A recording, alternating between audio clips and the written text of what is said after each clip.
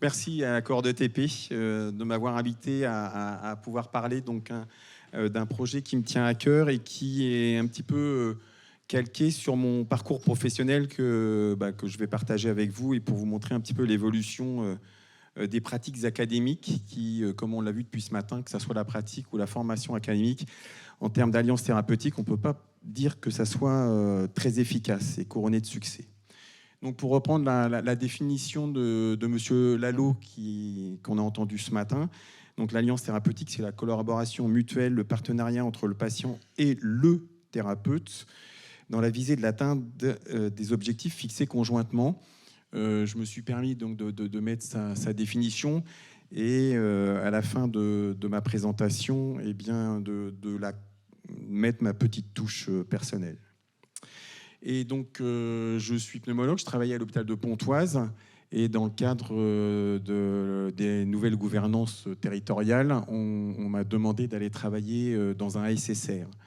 Un SSR à l'hôpital d'Incourt qui faisait partie du territoire de santé. Et pour moi, ça a été un choc, déjà, premièrement, parce que ça sortait, alors que c'était un SSR de pneumologie, ce n'était pas un SSR d'une autre spécialité. Mais j'ai rencontré d'autres personnes qui m'ont montré la porte de mon bureau et la porte d'à côté, qui était la formation des 40 heures à l'éducation thérapeutique. Et ça a été pour moi quelque chose qui a un peu bouleversé mes pratiques. Et d'autre part, donc, des personnes qui travaillaient à l'éducation thérapeutique. Et j'ai rencontré les patients et des patients que je soignais à l'hôpital de Pontoise et qui venaient à l'hôpital d'Incourt. Et j'ai mis quelques extraits de ce que j'ai pu entendre et qui m'a fait vraiment poser beaucoup de questions. Donc il y a un patient qui a dit j'ai téléphoné à ma femme, chérie, il n'y a que des malades autour de moi. Donc le patient lui-même ne se considérait pas comme malade. Et quand vous entendez ça, moi, ça m'a perturbé. C'est une maladie sournoise que personne ne voit. Alors que moi, j'ai plein de chiffres pour leur montrer qu'ils sont malades. Plein de chiffres, de valeurs d'exploration fonctionnelle, respiratoire. J'ai des définitions que les grands professeurs en médecine m'ont appris. Et je ne comprends pas pourquoi ça ne se voit pas. Les gens ont peur de moi, reculent quand je tousse, j'ai honte. Vous avez honte. On ne m'avait rien expliqué, mais nous étions 14 sur les 15 de l'atelier comme moi. Boum.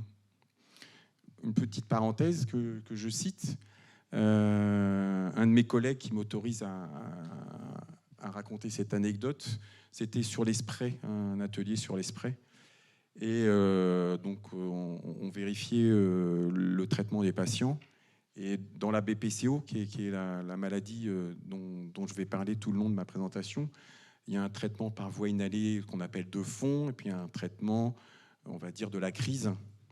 Et il y a un patient qui lève la main en disant « mais moi, j'ai que le traitement de fond, je n'ai pas le traitement de la crise ». Et mon collègue qui animait l'atelier a dit « non, c'est pas possible, vous avez oublié, vous avez aussi le… » « Non, je vous promets, docteur, je n'ai que le traitement de fond que vous avez très bien décrit, là, dans l'atelier. » Et il dit « mais qui est votre pneumologue ?» Grand silence, et le patient lui dit « c'est vous, mais… » Voilà. Donc l'éducation thérapeutique apporte beaucoup d'humilité. C'est-à-dire qu'il faut vraiment faire preuve d'humilité face aux patients qui vous renvoient parfois vos incompétences ou vos insuffisances en tout cas. Personne ne m'a expliqué ma maladie, personne ne m'a montré comment prendre mon traitement. Ce n'est pas une maladie, c'est pire. Et ça, je l'aime bien, celle-là aussi. Emphysème et BPCO, que deux mots. J'ai retenu le B, mais j'ai oublié le P, le C, le O. Et je me suis rendu compte de la signification quand je suis venu aux urgences la première fois. Et j'ai commencé à comprendre et à poser des questions. J'ai fait un petit test pour comprendre, essayer de savoir combien de patients savaient ce que ça voulait dire BPCO, des patients qui souffrent de BPCO. Moins de 1 sur 10 est capable de vous dire les 4 lettres. B, ils disent bronche, ça, ils y arrivent. Mais alors le C, qui veut dire chronique et qu'on ne guérira pas, ils ne savent pas du tout. Et le O, sur l'obstruction et la physiopathologie, encore moins. Donc on est en train de soigner des gens qui ne sont même pas capables de pouvoir dire leur maladie. Des malades que je suis également en consulte à l'hôpital de Pontoise. Je m'inclus avec mon collègue dans le « c'est vous, docteur », c'est vous qui m'avez prescrit et je n'ai pas compris. Donc, voilà. Et en allant à l'hôpital d'Incourt, j'ai pris conscience de tout ça. J'ai une diminution morale et une dégradation physique. Et là, la dernière, c'était, j'avais reçu la femme d'un patient, une femme qui était arrivée en jogging et plutôt sportive, et elle dit: docteur, avec la maladie de mon mari, je n'arrive plus à respirer. Voilà, pour ceux qui s'intéressent à la linguistique, c'est quelque chose que je trouve magique, la linguistique, et qui traduit énormément de choses. Et là, on voit cette aidante, cette conjointe qui souffre et qui s'est mise à pleurer dans le bureau parce que c'est la première fois qu'on lui donnait la parole et qu'on l'écoutait. Et celle-là, ça a été quasiment pour moi la phrase qui m'a fait le plus qui m'a révélé en disant, il y a un malade qui m'a dit: vous savez, il y a le docteur Philippe de Pontoise et il y a le docteur Philippe d'Incourt. On parlait des schizophrènes, de la dissociation. Mais là, c'est quelque chose où, quand on vous dit ça, vous ne pouvez pas rester insensible et de se dire pourquoi il m'a dit ça. Et donc, je vais essayer de vous faire comprendre et pourquoi j'ai évolué dans mes pratiques. L'ETP. Quand on propose aux patients de faire des ateliers d'ETP, des fois, c'est votre truc. Là, si c'est à l'hôpital, je dirais jamais. Hein. Pas question. Donc déjà, on supprime une partie des malades qui n'iront jamais mettre les pieds à l'hôpital pour avoir quoi que ce soit. J'ai mis « Où est Isabelle ?» Alors, « Où est Isabelle ?» C'est une question qu'une malade a posée dans le cadre de la MPSAT, et je la décrirai tout à l'heure, le programme. Isabelle est l'infirmière à Zalé de la maison de santé pluridisciplinaire où on va faire les ateliers, parce qu'on va faire les ateliers en ville. Et cette remarque où la patiente a perdu ses repères, alors on était dans un repère avec un lieu bien défini, mais il manquait quelqu'un dans le décor. Il manquait l'infirmière à Zalé qui avait l'habitude d'être là, et la patiente était déjà déstabilisée. Donc on se rend compte que dans le psychisme des patients, on s'attache à je dirais même pas des petits détails, c'est des choses qui sont pour eux importantes, des repères, pour qu'ils puissent ensuite capter le message et essayer d'espérer d'avoir une alliance thérapeutique. Si on part avec tous ces handicaps, ça risque d'être difficile. Le premier handicap étant le soignant qui a du mal à faire passer son message. La parole d'un médecin traitant, car dans le programme, on va faire les bilans éducatifs partagés au cabinet du médecin. Merci Carolina. L'idée de l'accord d'ETP de Carolina d'aller faire les bilans éducatifs dans les cabinets des médecins. C'est vraiment incroyable. En 45 minutes, la patiente en a dit plus que 10 années de suivi dans mon cabinet. Voilà. Donc là encore, où on déstabilise le soignant uniquement en écoutant, en laissant un espace de parole et en changeant les pratiques de la médecine qu'on a appris sur les bancs de la faculté.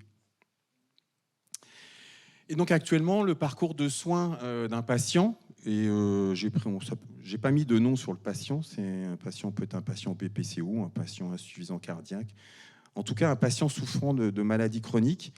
Donc vous avez le médecin généraliste, vous avez l'infirmière, vous avez les kinés, vous avez les psys, vous avez la grosse machine de l'hôpital. Ah, ça marche pas. Mince. Ah. L'animation, on voyait, c'est dommage.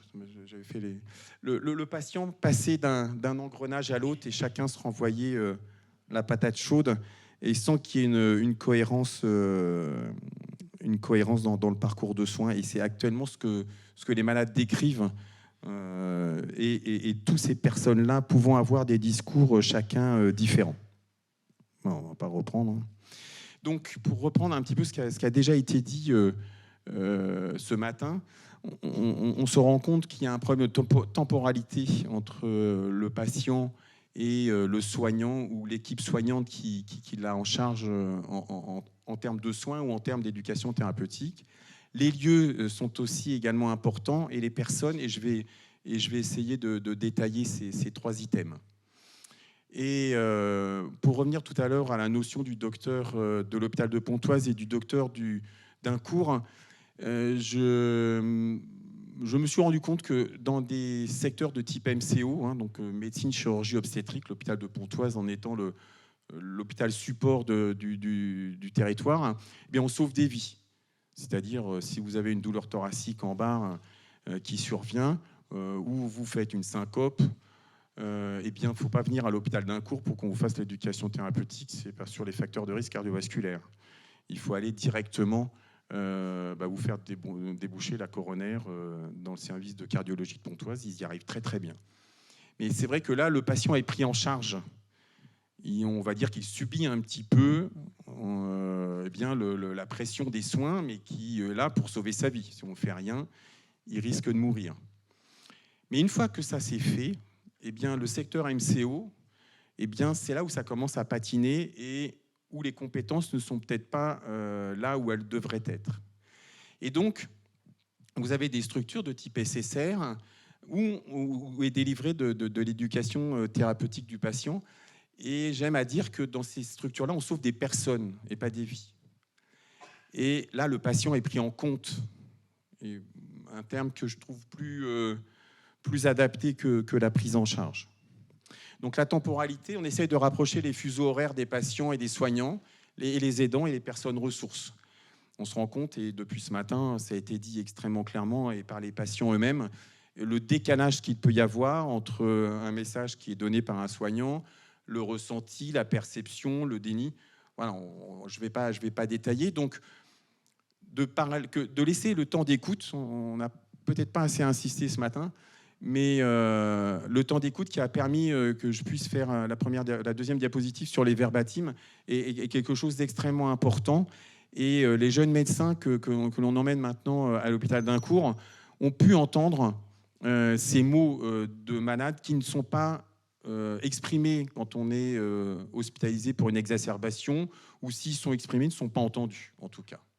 Donc l'empathie et l'information à donner, eh bien, il faut essayer sont des outils et essayer de rapprocher ces fuseaux horaires pour pouvoir essayer que le message puisse passer. Donc, comment se rapprocher de l'alliance thérapeutique? Donc, améliorer les connaissances. On a parlé tout à l'heure de la méconnaissance des patients vis-à-vis de ces athlètes.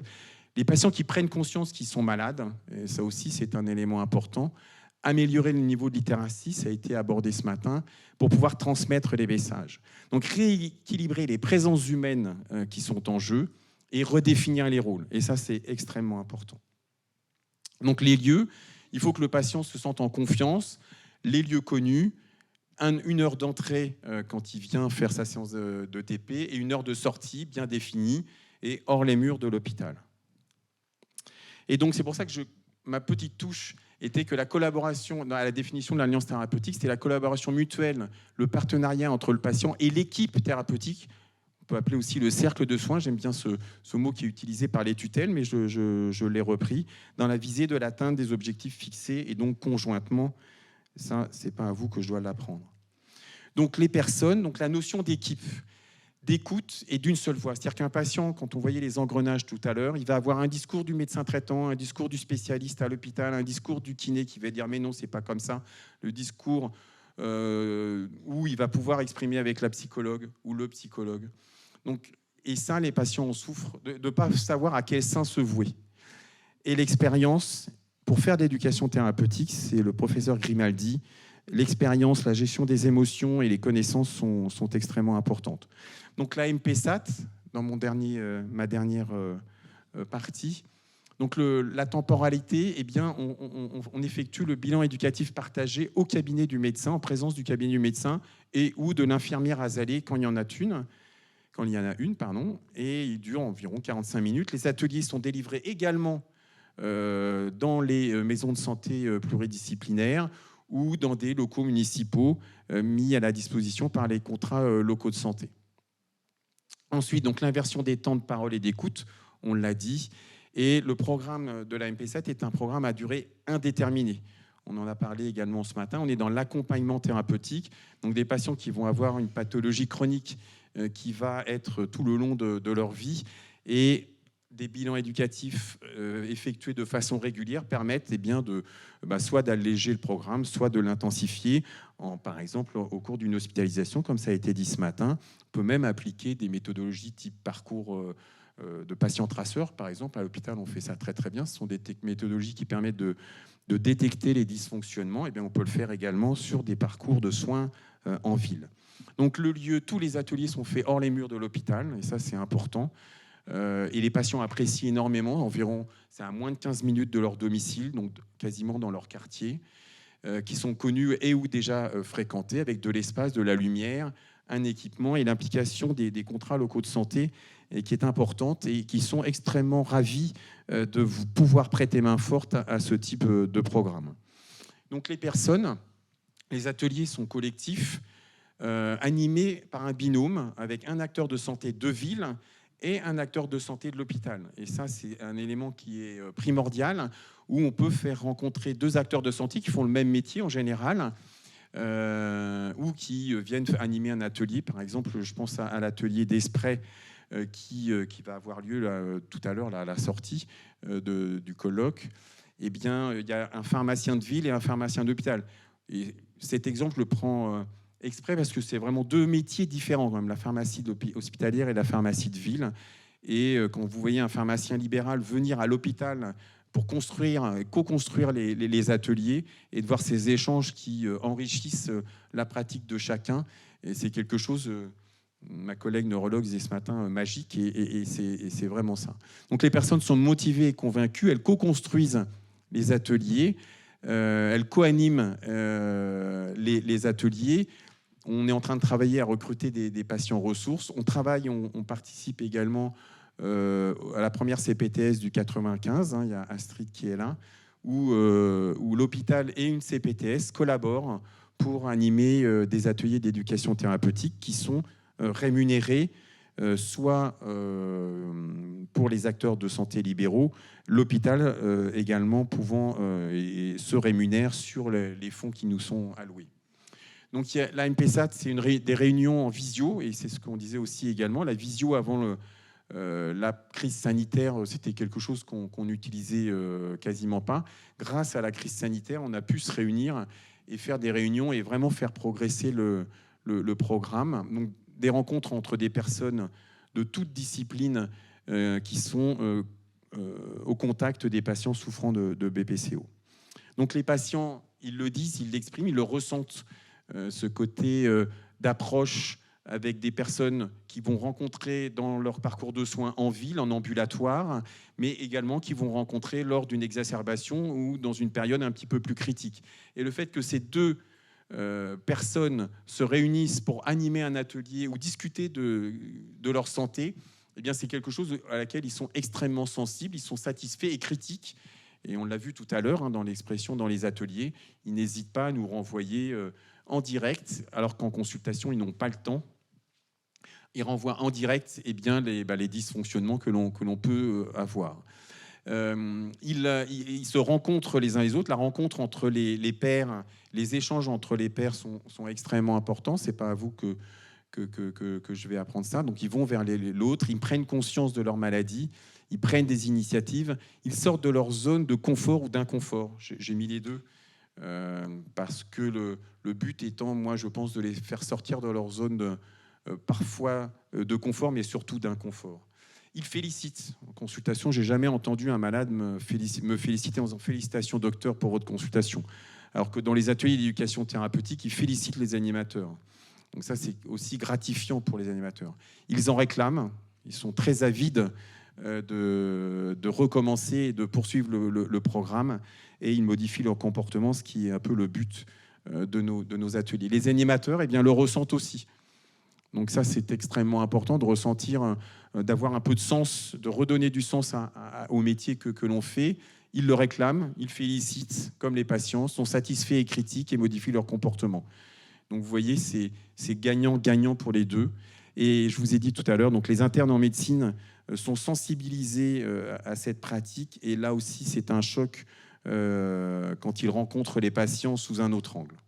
Donc la MPSAT, eh bien, au lieu de ces engrenages qui tournent à vide, chacun de leur côté, eh bien, c'est une collaboration interdisciplinaire, transdisciplinaire, qui permet eh bien, d'entourer le patient dans une matrice et qui l'accompagne tout le temps de son parcours.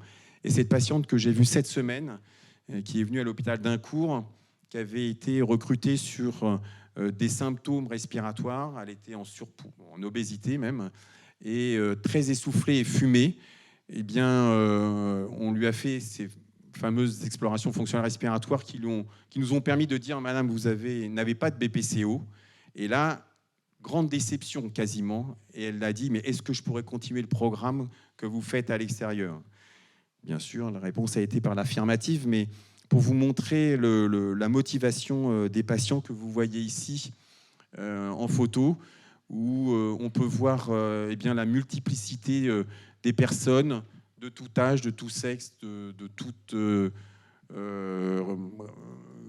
provenance sociale, avec de l'oxygène, un relator sportif, pas sportif, et tout ça dans la bonne humeur. Et ces patients, je les avais croisés l'après-midi, alors que le programme d'activité physique était terminé. Ils sont partis d'eux-mêmes, sur leur propre initiative, faire une promenade.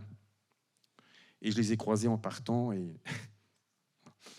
Et donc, pour terminer, je crois que je suis dans les temps, donc je voulais dire vraiment merci au SSR de pneumologie d'Incourt qui m'a accueilli, le service de pneumologie de Pontoise qui détache du temps médical et qui également permet d'être là ici aujourd'hui, car pendant que je suis devant vous, eh bien, mes collègues continuent de soigner les malades qui arrivent à l'hôpital. Donc toute l'équipe de la MPSAT, c'est une trentaine de soignants, je ne vais pas les citer tous, et qui sont répartis moitié-moitié entre des acteurs libéraux et des acteurs hospitaliers. Le Prado également, donc ce programme d'aide au retour à domicile après des exacerbations de BPCO, qui m'a fait prendre conscience également que ces patients avaient besoin d'être accompagnés, car une fois qu'ils sortaient de l'hôpital, eh bien, le système du Prado qui est mis en place par la Caisse primaire d'assurance maladie eh bien, est une grande aide pour les patients qui le disent. La direction du groupement hospitalier de territoire Novo, bien sûr, c'est aussi grâce à eux que je suis là devant vous et que je suis détaché, que je ne suis pas en train de soigner les gens et que je peux faire et développer ce programme. Sans eux, ça ne serait pas possible. L'ARS et la CEPAM du 95 qui nous supportent et qui nous soutiennent. Les contrats locaux de santé aussi, extrêmement importants, qui fournissent des locaux et qui nous soutiennent. La CPTS du Vexin et également le professeur Kletz de l'École des Mines, qui suit le projet et le soutien, et je tenais à le citer ici aujourd'hui. Merci aux patients et merci à l'accord de TP 95, je ne le dirai jamais assez. Voilà.